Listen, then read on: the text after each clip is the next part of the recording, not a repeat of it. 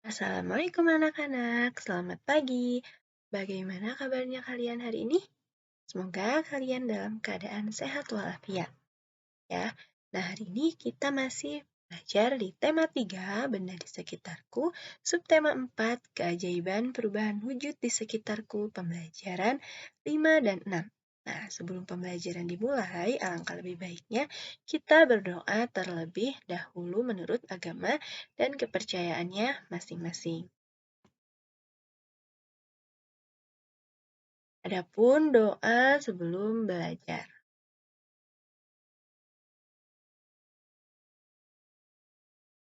Nah, tujuan pembelajaran hari ini ada 6. Yang pertama, siswa dapat menggali informasi proses terjadinya hujan dengan tepat.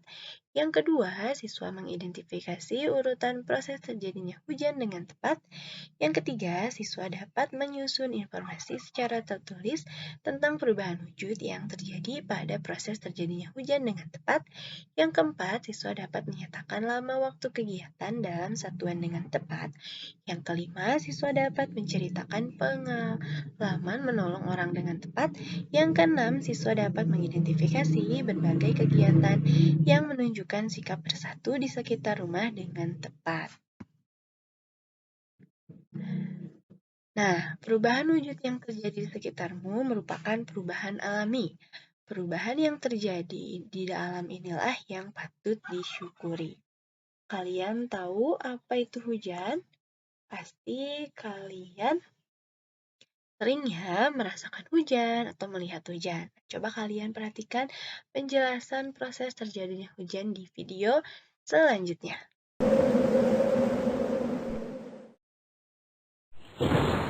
Ya, kok mendung? Jam berapa sih sekarang? Kok sudah mau hujan? Teman-teman, tahu tidak? Sekarang jam tangan Tika menunjukkan jam berapa? Ya, betul, jam 1 siang. Dan sebentar lagi akan turun hujan. Teman-teman, tahukah kamu bagaimana proses terjadinya hujan?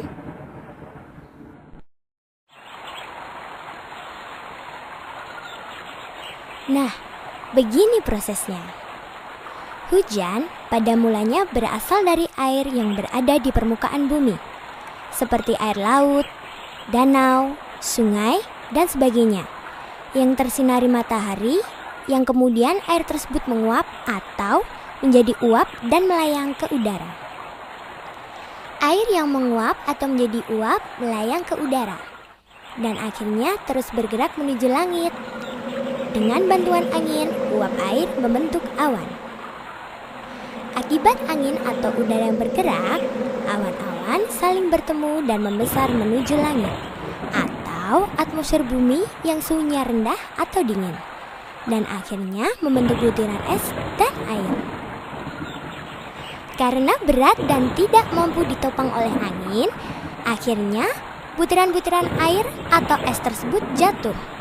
Lalu turunlah hujan tersebut sampai ke bumi.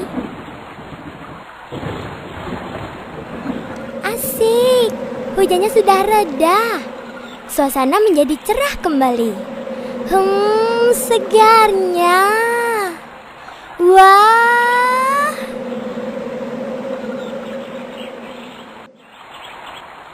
Teman-teman, air hujan akan mengalir dari hulu ke hilir, atau dari tempat yang tinggi menuju tempat yang lebih rendah, dan akan bermuara ke laut. Nah, begitulah proses terjadinya hujan. Sekarang teman-teman pasti sudah tahu, bukan? Teman-teman, perlu diketahui bahwa hujan juga bisa mengakibatkan bencana loh, yakni banjir. Nah, banjir disebabkan karena kita tidak menjaga kebersihan lingkungan.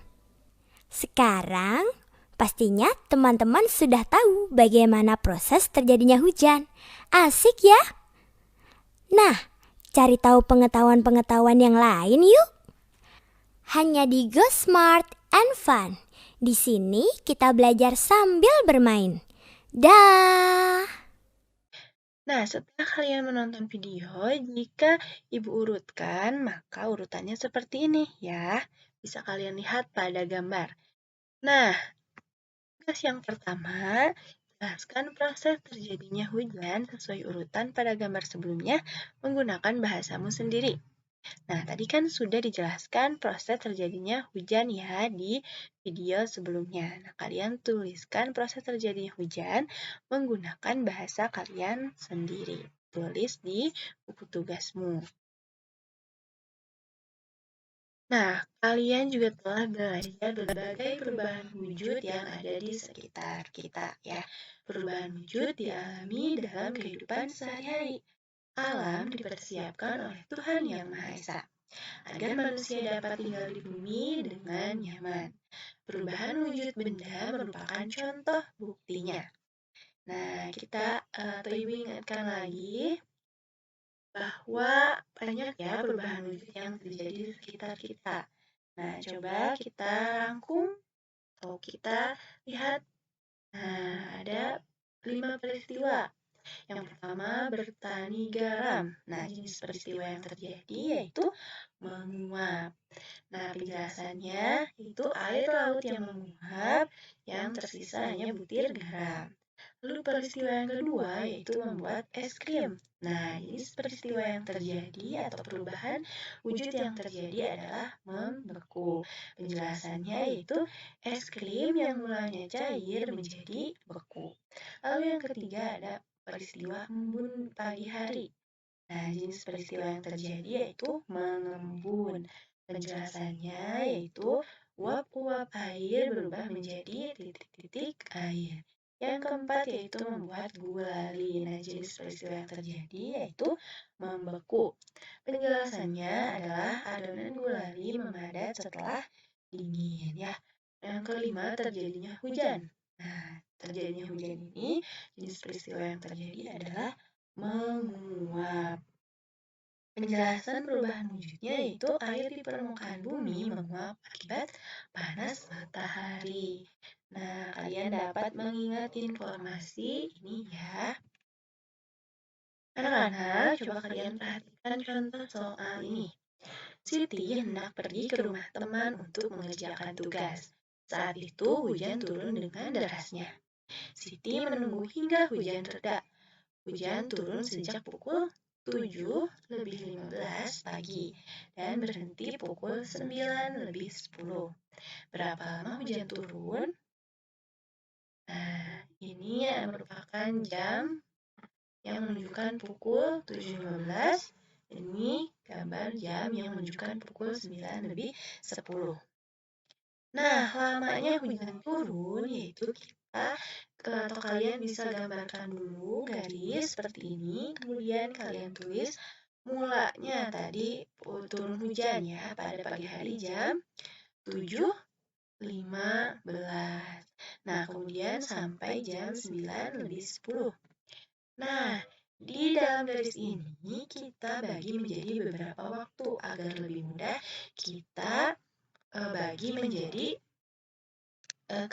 ke jam 8 ya, agar lebih mudah. Lalu ke jam 9 agar jadinya 1 jam 1 jam. Nah, dari jam 7:15 ke jam 8 ini mengisi waktu 45 menit. Dari jam 8 sampai jam 9 itu waktunya adalah 1 jam. Nah, dari jam 9 sampai jam 9:10 yaitu waktunya menunjukkan 10 menit. Nah, jika sudah mendapatkan yang seperti ini, kita tambahkan saja 45 menit ditambah 1 jam ditambah 10 menit sama dengan 1 jam 55 menit. Jadi, hujan turun selama 1 jam 55 menit. Kita lihat contoh yang kedua. Udin pergi ke sekolah diantar ayah. Udin berangkat pukul 6:25 menit. Perjalanan dari rumah ke sekolah membutuhkan waktu 30 menit. Pukul berapa Udin sampai di sekolah? Kita buat garisnya, kemudian waktu yang pertama ini menunjukkan pukul ketika Udin berangkat yaitu pukul 6:25. Nah, lalu ditambahkan 30 menit ya perjalanan dari rumah ke sekolah. Nah, jadi kita tambahkan 30 menit. 25 ditambah 30. Jadi 6:55. Jadi Udin sampai di sekolah pukul 6:55. Ada contoh yang ketiga. Dayu pergi ke sekolah pukul 6:10. Tiba di sekolah pukul 7:20. Berapa lama waktu yang ditempuh Dayu dari rumah ke sekolah? Kita buat garis seperti ini. Kemudian Dayu pergi ke sekolah pukul 6:10 sampai 7:20. Agar lebih mudah, kita bulatkan ke 1 jam setelahnya ya, jam 7. Jam sejak 1 jam setelah jam 6 itu jam 7. Lalu jam 7 ke jam 7:20. Nah, kita ukur atau kita hitung dari jam 6:10 ke jam 7 itu berapa menit. Nah, hasilnya 50 menit. Lalu dari jam 7 ke jam 7:20 itu berapa menit? Nah, 10 menit. Jadi kita tambahkan 50 menit ditambah 20 menit sama dengan 70 menit. Atau jika kita ubah ke jam, jadi 1 jam lebih 10 menit. Seperti itu ya. Nah, tugas yang kedua ada 6 soal dan ini 4 tabel. Jadi ada 10 soal. Ya, selesaikan soal-soal ini di buku tugas kalian. Saat musim hujan, jejak sepatu siswa membasahi lantai sekolah. Akibatnya, lantai sekolah menjadi basah dan licin. Udin berjalan dengan cepat karena takut terlambat masuk sekolah. Udin tidak memperhatikan lantai yang basah dan licin. Udin pun tergelincir, buku yang dibawanya pun jatuh berserakan. Udin terlihat menahan sakit di kakinya. Kamu berada di dekat Udin saat itu. Apa yang akan kamu lakukan? Ya, tentu pasti akan menolong Udin ya dan membawanya ke UKS atau menghubungi guru kalian. Nah, Siti tinggal di desa. Masyarakat desa tempat tinggal Siti rukun dan damai. Terciptanya hidup rukun dan damai berkat adanya persatuan dan kesatuan di antara sesama warga. Tetangga Siti berasal dari suku yang berbeda-beda. Agamanya pun berbeda-beda. Setiap warga saling menghormati perbedaan itu. Jika ada tetangga yang sakit, mereka akan saling menjenguk. Selain menjenguk, juga membantu. Bagaimana dengan lingkungan tempat tinggalmu? Apakah setiap orang di lingkungan tempat tinggalmu menunjukkan sikap saling bersatu? Nah, di sini ada beberapa keadaan. Ya, nah kalian tulis atau pilih mana saja contoh keadaan yang menunjukkan sikap bersatu dalam lingkungan masyarakat berikut ini. Jadi misalnya ada 5 keadaan yang menurut kalian menunjukkan sikap bersatu. Nah, kalian hanya tulis 5 saja. Atau misalkan ada 6 menurut kalian, nah, kalian tulis 6 saja. Jadi kalian pilih ya dari ke semua keadaan ini. Nah, anak cukup sekian materi yang dapat Ibu sampaikan. Semoga kalian dapat paham apa yang Ibu sampaikan. Terima kasih dan tetap semangat. Jangan lupa mengerjakan tugasnya ya. Wassalamualaikum warahmatullahi wabarakatuh.